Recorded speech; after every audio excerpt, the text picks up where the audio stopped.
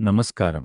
మన మునుపటి ఎపిసోడ్లో లాహిరి, కెపి మరియు బివి రామన్ అయనాంశాల మధ్య ఉన్న గణిత భేదాలను తెలుసుకున్నాం.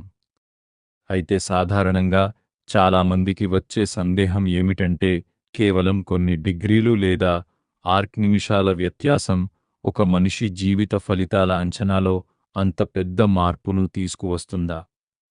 ఈ ప్రశ్నకు సూటి సమాధానం అవును, ఖచ్చితంగా పెద్ద మార్పే వస్తుంది.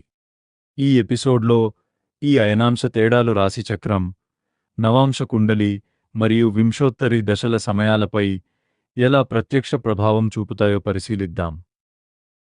మొదటగా రాశి సంధి సమస్యను అర్థం చేసుకుందాం.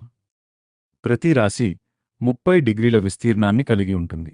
ఒక గ్రహం ఒక రాశి చివరన 29 డిగ్రీల వద్ద గాని లేదా తర్వాతి రాశి ప్రారంభమైన 0 డిగ్రీల వద్ద గాని ఉన్నప్పుడు దానిని రాశి సంధి అంటారు.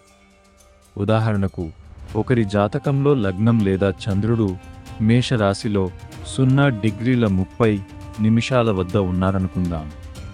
ఇప్పుడు లాహిరి అయనాంశ కంటే దాదాపు 1 డిగ్రీ 27 నిమిషాలు తక్కువగా ఉండే రామన్ అయనాంశను ఉపయోగించినప్పుడు ఆ గ్రహం మేషరాశి నుండి వెనక్కి జరిగి మీన రాశి చివరకు మారుతుంది.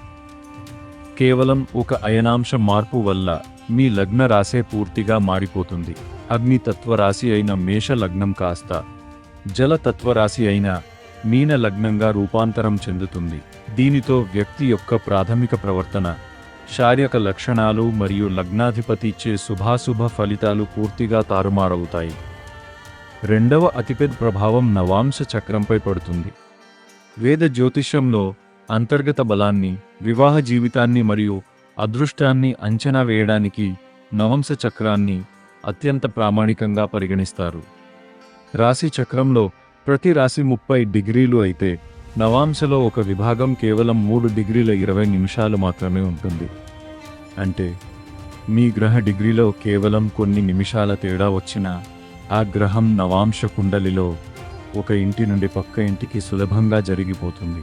ఉదాహరణకు, లాహిరి పద్ధతిలో ఉచ్చ స్థానంలో ఉన్న ఒక గ్రహం కేపి లేదా రామన్ పద్ధతిలోకి వెళ్లేసరికి నీచ స్థానంలోకి లేదా శత్రుక్షేత్రంలోకి వెళ్లే ప్రమాదం ఉంది.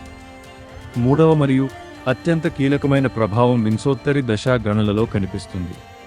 వేద జ్యోతిష్యంలో జీవిత ఈవెంట్లు ఏ వయసులో జరుగుతాయో కాల నిర్ణయం చేయడానికి వింశోత్తరి దశ ప్రధాన సాధనం.